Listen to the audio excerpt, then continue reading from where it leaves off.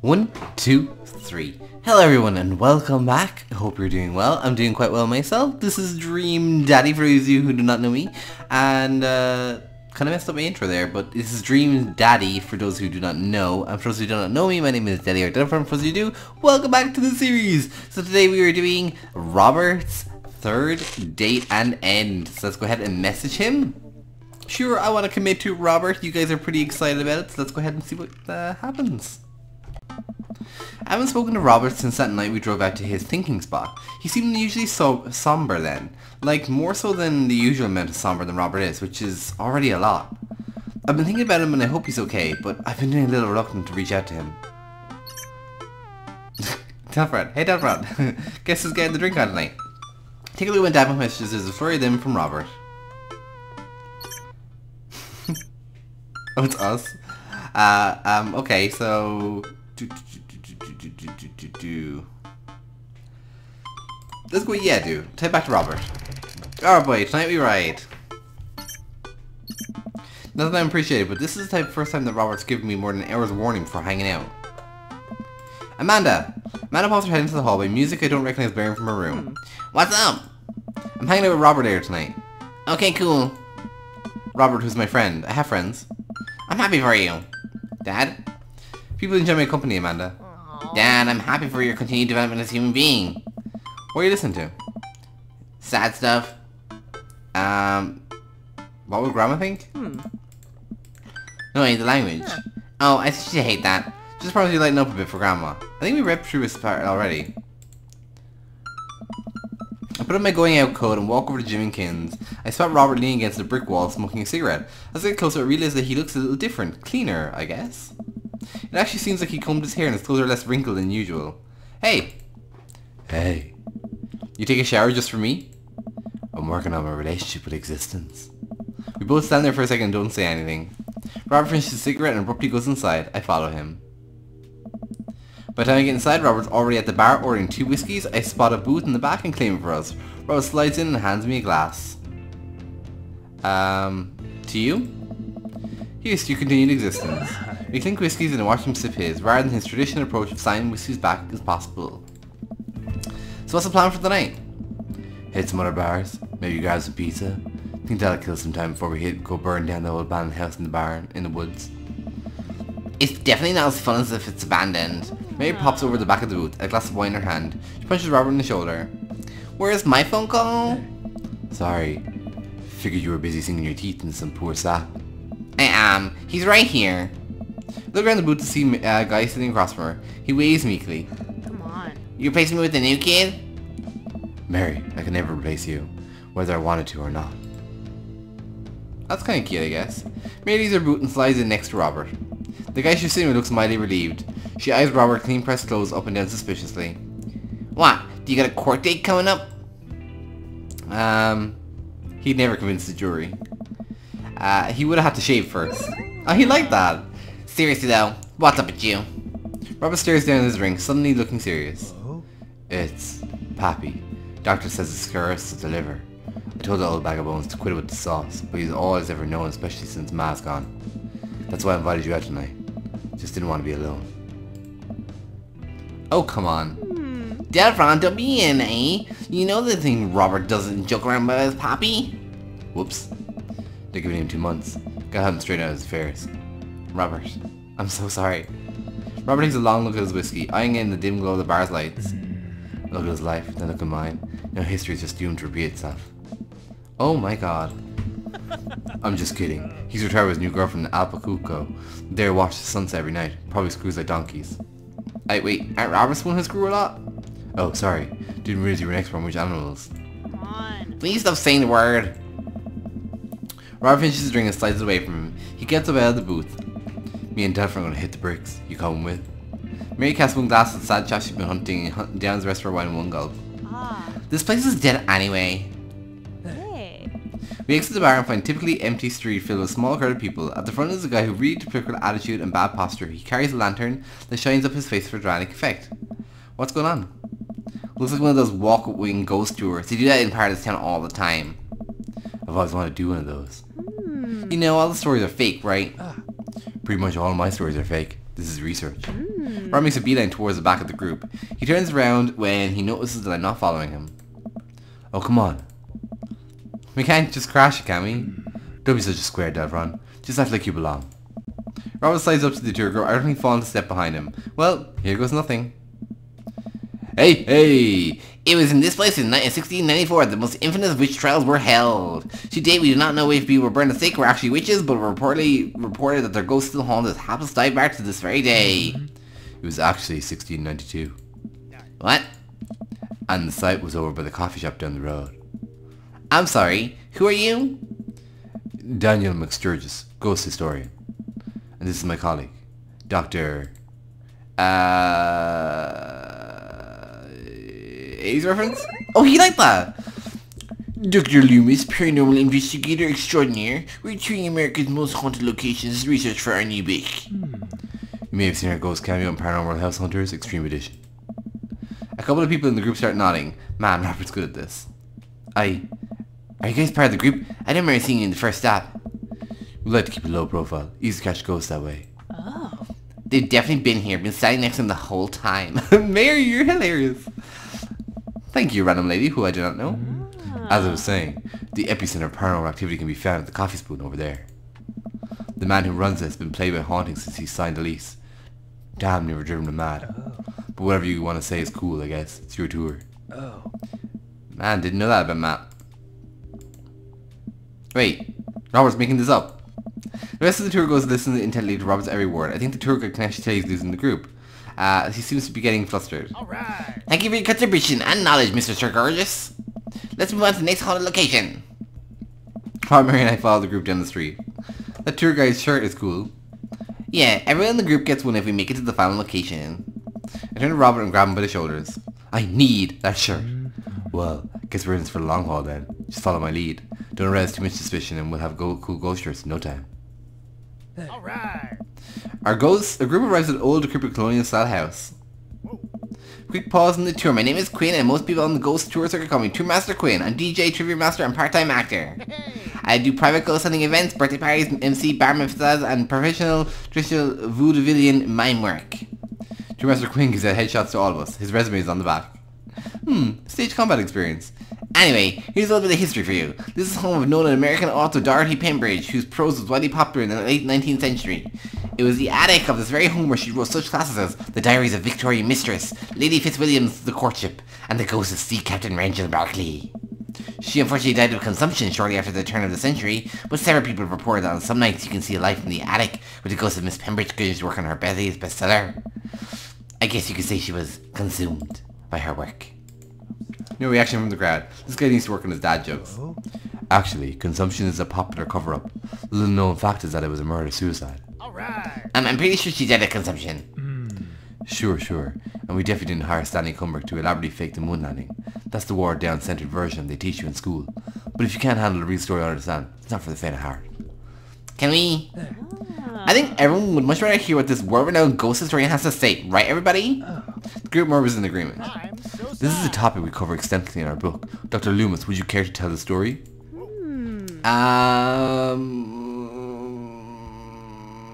This one? In the 19th century, Dorothy Pembridge was credited for protecting New York City from potentially world-ending paranormal forces. Despite her success, her ragtag group of ghost hunters were disbanded by the government officials.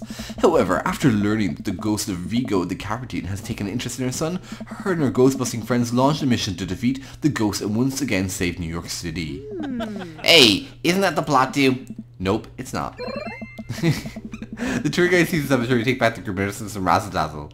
Heh, what an interesting story. Now, I just want everyone to know that the next location is extremely terrifying, and if anyone can't handle it, feel free to excuse yourselves. Oh my god. Alrighty, I'm bored. Mary turns to a young guy looking at his phone and taps him on the shoulder. Hey kid, fancy buying a galley drink? The guy looks her up and down and smiles. Only if the bar is haunted. Honey, I can show you the most haunted place in town. I think I could exercise your demons, if that's what you're looking for. Hey. Don't write checks your thingy can't cash, kid. Here's as good why Mary salutes me and Robert. She suddenly pulls me into a hug and murmurs into my ear. When you know Rob for as long as I have, you know when something's wrong. Keep an eye on him for me tonight, okay? Sure, Mary. Good man. Mary pats you in the back and pulls away. She takes the guy's hand and leads him down the street. Hey. Take it easy, fellas. God help that poor soul. Mary or the kid? Oh. Both. Oh. Our last stop is a burial ground in such a hotbed of horrifying paranormal activity. Not even sure where to begin. This wailing ghost of Wharfman, the vampire of Maple Bay, the children of the moonlight. Oh. What about the Dover ghost? By this point, the tour guide is clearly irritated with us. What about it? Oh, nothing. I just think it would be a crime to come to all this way out of the cemetery. The actual origin of one of New England's most notorious paranormal entities, not even mention the infamous Dover ghost. That's not a real thing. That's absolutely not a real thing. I think someone needs to brush up on their paranormal history. I know tons of paranormal history. I know every ghost story in the area. Oh. I can guarantee this one you don't know. Rob looks over me and smiles. Oh. Would you folks care to hear the tale of how Loomis and I met? No? Targo shushes the tour guide. Okay, fine. Tell a story. Well, it was a dark and stormy night. I wasn't always a paranormal investigator. Way back when, I was just a... Nice. Oh. Oh no. Oh no. What do we pick? Yes, you like that one. Moving from town to town, always looking for my next mark. It wasn't an easy life, but I had fun. Taking from the rich, giving to the poor. Actually, also taking from the poor. I had a shaky moral foundation. I happened upon the quiet town of Maple Bay quite by accident, but little did I know the city has a dark side. Now, about the same time, I was just starting out as an apprentice to a rather famous ghost hunter who was an old family friend of mine, carried an equipment operated by the EVP machine after all that. Wait. Oh. Yes? Who was the famous ghost hunter? Hey. Well, I don't like to name drop, but... Georgie Mathers. The tour guide gasps. Georgie Mathers? She's a legend, you know her? Knew her. Amazing woman. Died mysteriously. Miss you, Georgie. Anyway, we were in Maple Bay investigating some reports of strange lights and sounds coming from the cemetery late at night. Now, we'd been warned by the old crypt keeper that this place is highly dangerous, but Georgia was never one to shy away from an adventure. We camped out in the centre of the cemetery for 3 nights straight. We endured your so-called wailing watchman. Wailing ghost of the wharfman! Whatever. Your stupid vampire's just a teenager in a mask. But the Dover ghost, man. Tell him, Loomis. Hey. So, there it was. Just walking back to my hotel after a long day of... working a couple of short cons, because we actually just did that. Oh, yes. Classic pigeon drop scam. Putting out feelers for a rip deal. I was going to steal a baby, probably. Would have made me rich. Found myself walking past the cemetery. Now, I was never a big superstitious man, but something seemed off. I could hear some sort of commotion happening deep within the graveyard and felt compelled to investigate. And thank God you did. George and I were conducting a seance in the mausoleum. At first, things were pretty normal. But after about an hour, everything went south. Playing back the EVP meter, we were able to hear a single word. Huh? Run. Hey. The air suddenly went cold. Something was very, very wrong. I knew we weren't alone. We started to hear this faint, distant scraping noise, like something being dragged across the ground. It got louder and louder until it was deafening. Some kind of demented howl. Oh. And then I felt it. Someone. Something. Grabbing my ankle. Robin has a whole crowd hooked, line and sinker. You could hear a pin drop. I only cried twice in my life. One was at the birth of my daughter. The other was when that thing started dragging me. I wasn't sure where it was taking me, but I knew it was no place I wanted to go. I was sure I was going to die. The moment I crossed the gate into the cemetery, I heard this god-awful screeching. Ran to the mausoleum just in time to see a man being pulled across by the floor by God to this day. The mere thought of it ties my stomach in knots. It looked like a man, but like Lance at Robert. Like someone who didn't know what a man was supposed to look like. Tried to put one together. The arms were too long. Its eyes glowed red. It was like a walking shadow. What I do? What any good person would do. I lunge for... Shoot, what was his fake name again? Oh, I think it was Daniel McSturgis. Daniel? Yes! I grabbed his hand and entered in a tug-of-war with the unholiest of fortunes. I thought I was going to be torn in half. Oh. But I had a good on my side. The pocket Bible I was kept with me fell out of my pocket short. To this day I can't remember what passage it opened up to. Oh, this one? Then shall the dust return to earth as it was, and the spirit shall return unto God who gave it. I've no idea where Rob pulled that verse from. With a horrifying... yes! With a horrifying growl, the entity finally relented. Daniel and I collapsed onto the ground exhausted, we both covered in blood. That damn creature crawled into my chest. Got me real good. Had to get 16 stitches. Robert pulls down the collar of his shirt to reveal a long, wicked scar across his pecs. And that's how I got this scar. Hey. I followed George Mathis to the end of the earth. We faced exorcisms, demons, poltergeists that threw our equipment across the room. But I'd never seen George so scared. She was never the same after that, and neither was I. Okay. Watching what happened to Daniel and George shook my faith, but I came out of that experience a better man and a better friend. And we've been brothers ever since. Tour guide gives us a round of applause as Daniel, Robert and I share an emotional hug. As he embraced me, I can smell the cologne on his neck. Wow, Robert does clean up good. I found myself lingering a little too long on the hug. Tour guide seems to have bought it, even though he's wiping a tear from his eyes. Thank you, thank you. It's an art to be able to share a story. You're sure to watch out for our book. Paranormal Exclusions of Supernatural Ice Road Truckers, because we did appear in that one. Yes! Robert has supposed to laugh at that one. Well, I think you would definitely earn your t-shirts. Tour guide gives us a cover to his t-shirts and he slips us both the business card and leans in close. If you guys ever need a professional actor, balloon animal artist, Elvis impersonator, or new model, please don't hesitate to contact me. You got it, buddy. After a couple of tourists take selfies with us, we split our way from the group and walk home. That was incredible. I really can't believe they bought all of that. I don't know how you had it in you, Delphron. Excuse me, Dr. Loomis. That bit about the pocket Bible was aces, although giving the Dover ghost glowing red eyes is a little cliche. And the cubic conspiracy theory bit wasn't? All part of the character. Well, we got the shirts out of it. We're going for Robert's house. Wanna have a drink? You trying to poison me? I know where this goes, Small. I know the steps. One second I'm sipping delicious aged scotch, next I'm foaming at the mouth and you've taken over the throne. Long live the king, baby. Oh, you really like that? Robert leads me inside. I can't help but think about what Mary said to me. Robert did seem a little off. That completely disappeared when we were joking around with the ghost tour. Oh, his house is kind of nice, actually. I don't know, he's hard to read. While I'm thinking, I hear claws skittering across the floor. Oh god, it's this pit bull. About to be torn to shreds. I shut my eyes tight and brace for impact. Betsy, be nice. No. I don't feel anything but tiny paws scratching my shoes. I open my eyes. Betsy? Robert's eye jumps away from me, running around in circles and sniffing Robert's legs. He pats her on the head. Hey, that's not a pit bull. This is the cutest, dumbest Boston Terrier I've ever seen.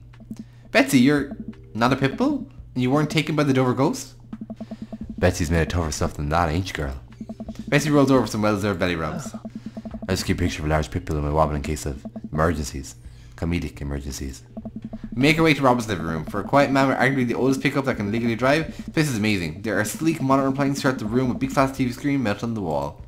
He has shelves upon shelves of DVDs. Guess he wasn't lying about being really into cinema.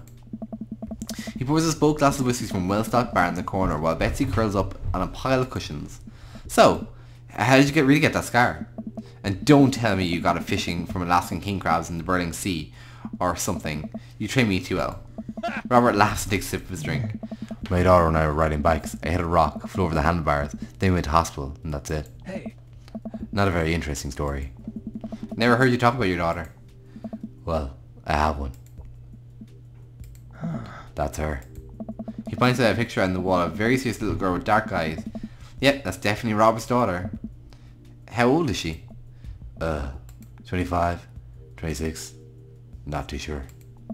Does she live around here? No. Val lives back home in Brooklyn. Works some new media online magazine thing. Makes buckets though. He suddenly seems really serious. I probably shouldn't press him about it. Hey. You like Santana? Yes? Hey. Great. Robert puts on Santana and then takes a seat on the couch next to me. He suddenly downs his drink in one gulp. Hey, are you alright? Robert leans in and kisses me, the taste of whiskey burning my lips. I'm surprised at first, but slowly relaxes into his arms. He pulls away slightly, his lips barely brushing against my mouth. I am now. I can't say anything, at best managing a sigh. Robert leans in again, kissing me harder. He pulls my bottom lip between his teeth and bites slightly. Sliding a hand underneath my shirt, my heart pounds in my chest as he lies buttocks down the couch. Kisses the trail of my neck, his teeth grazing my skin. I just... Wait. It's not that. Robert bites down and I have to stifle a moan. Stop. Robert stiffens up and pulls away. No biting. No. I'm more okay with that. Something's up. Robert runs a hand through his hair and looks away. I'm fine. I've just been kind of stressed out. Tired. Not a big deal. Let's push it. Listen, I want this as badly as you do, but I know something's wrong. I need to make sure that you're okay. Robert stares at the ground. You don't know me that well, Delphron. I'm not a good person. He takes a deep breath. I spent my whole life only taking and taking and taking. And now here I am, an old broken man sitting on top of a pile of everything I've ever taken. Alone. But I want to know you. You don't have to keep hiding behind fake stories and acting like you don't have feelings. It's... He sighs heavily. Oh? It's Val. She's visiting tomorrow. She wants to patch things up. Are you... I'm sorry, but... Is this a bit... No. When was the last time you saw her? 3, 4, I think. Months? Huh. Years. I sit up straight. Jesus, Robert, what happened between you two? I don't want to talk about it. Robert and I sit in silence, neither of us wanting to look at each other, both of us unsure what to do next. Fine. Things were already bad between us. I cared about her. I always did. Things just got in the way. And before I knew it, she was leaving for college, wanting nothing to do with me. Marlon and I moved out of here to settle down. We thought it would help to get away from all the distractions, all the money, the drinking. But temptation gets to you. I tried to be better, but I just couldn't. And then, the accident. Changed everything. I think every day about how she must have died hating me. Never became the better man that she wanted me to be. The one she always saw in me. She was the last thread Val and I had connecting us together.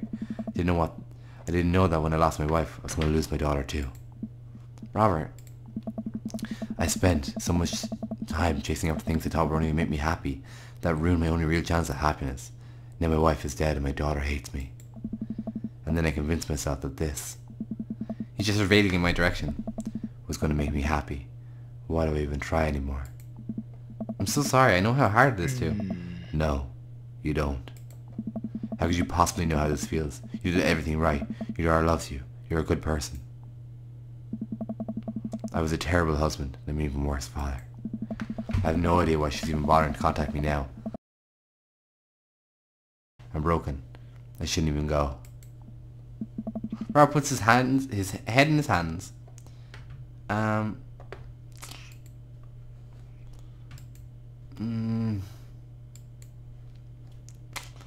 don't want to tell him what he wants to hear. I'm not going to walk away. Maybe tell him what he needs to hear. Maybe if I do this, maybe I'll tell him about Dylan. Yes. Nothing's going to change until you do. Robert pauses, looks at me. There are a lot of things in my life that I regret. Things that I wish I could take back and do over. Everything that I can, but what can I do? And what do you have to be the privilege of doing tomorrow morning is to wake up and try to be a better person than you were the day before. Things aren't going to fix themselves tomorrow or the next day, and patching things up with Val isn't going to solve all your problems either. But nothing is going to change if you don't, and you can't love anyone else until you stop hating yourself. And you're right, I don't know you that well, but you have the same capacity for good that we all have, and I know you can find it. Val is giving you a chance. Don't waste it. But, Robert, listen to me. It's going to be okay. But, I lean over and embrace Robert, putting him in as tight as I can. He buries his head on my shoulder, hugging me back. It's going to be okay. Put his hand on his back of his head and stroke his hair. He shudders and sobs. I realize that he's crying. Thank you. We stay there for a while, holding each other, but eventually drift off to sleep. Well, that was a really sweet kind of like transformation kind of thing. I still don't know if it's like romantic like Hugo's was, or if it was cute like Craig's. I'm lost. Yes! Yoshi. We got an S! We got an S! We got an S! Doo-doo-doo-doo. Doo-doo-doo-doo.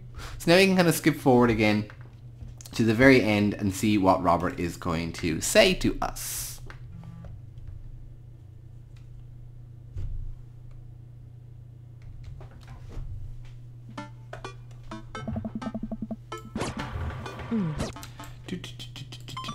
Let's call this.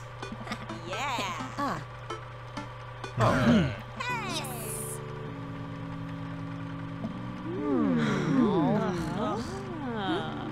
Oh wait. Wait, who is this? My life's getting better. Oh, this is Val. Okay, we need to go back. Here. What American sound like a man? Listen, kid, you're not gonna read the latest skills when you're going to make it out on the streets. I'm going to college. Same thing. Look, I know you're not old enough to drink. Right. I know you're not smart enough to not drunk to your legal age. But hypothetically, if you were to drink, it behooves you to drink a glass of water between rounds. Got it. Hypothetically. And if you wake up with a headache, all you gotta do is take a jar of pickles and drink the pickle juice. You're gonna be fine. What's going on here? Ugh. Girl talk. Mary turns back to Amanda. Now let me tell you about the deal with the bad roommate. First thing you know, get straight A's if they die during semester. Mary! Give it a rest. Relax, it's a myth. Hey. Supposedly. Guess my very judgment I leave them be.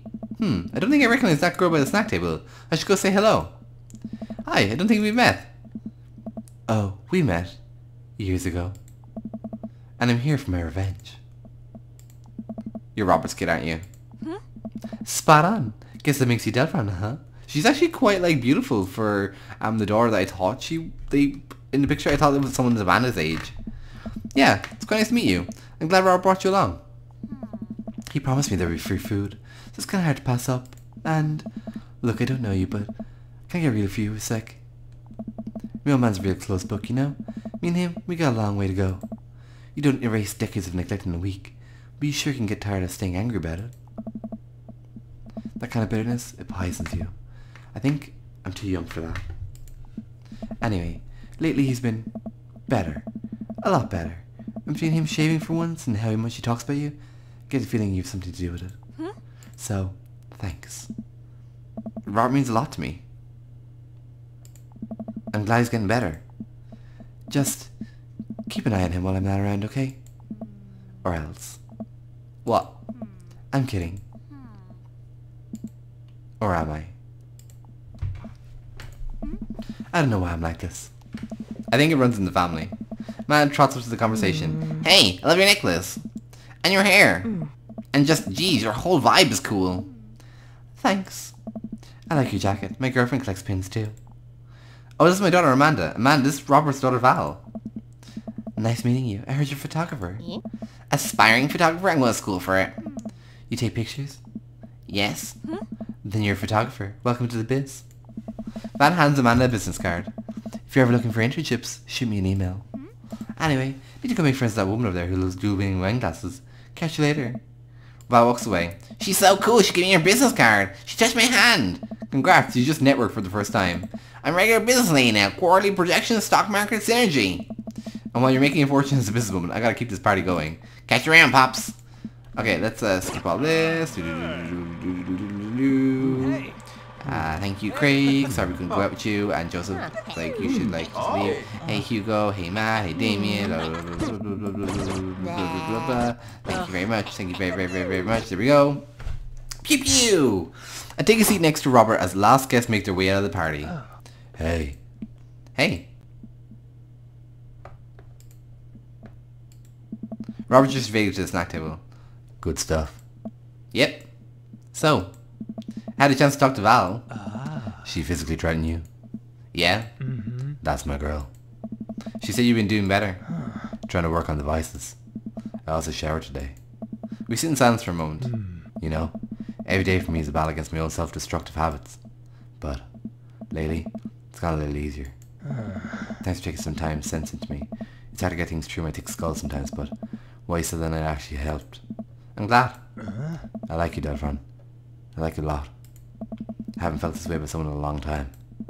I lean in and kiss him for a moment before he pulls away. He takes my hand in his.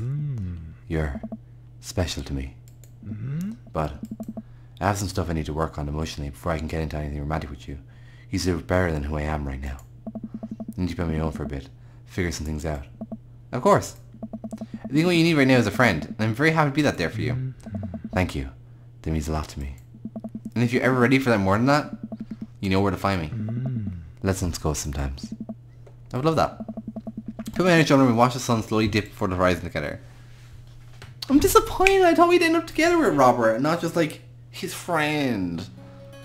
Alright guys, thank you so much for watching. It's been a complete pleasure. We're going to like skip through all of this. Hopefully we will be able to see what Robert's splash art is. And you guys will be able to decide what we can actually do for the next Dream Daddy. So I'm thinking Damien might be the next Dream Daddy that we do.